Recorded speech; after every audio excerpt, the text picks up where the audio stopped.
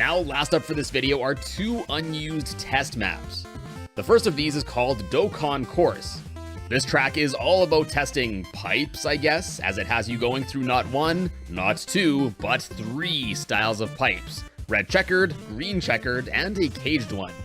I assume this test map was all about testing curved terrain, as it's seen pretty much everywhere, especially with these pipes. One thing about this course though is you have to be pretty careful. Falling off the stage anywhere will cause the game to crash, so definitely don't want to be falling off the edges where there aren't any bumpers. All in all, a pretty cool course.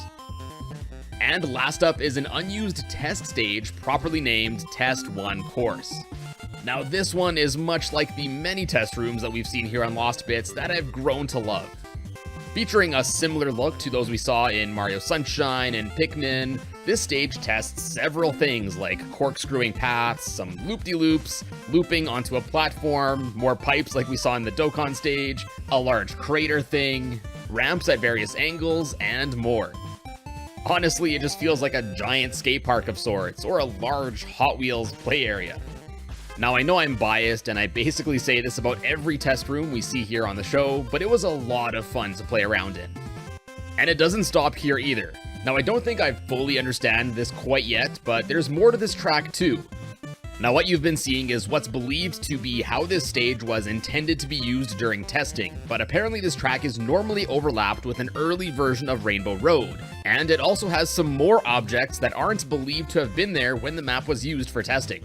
Thankfully, this early version of Rainbow Road also has been restored separately. Overall, the course isn't anything special. Exactly what you'd expect from an early Rainbow Road: some scuffed geometry, giant item boxes, and lots of places to fall off.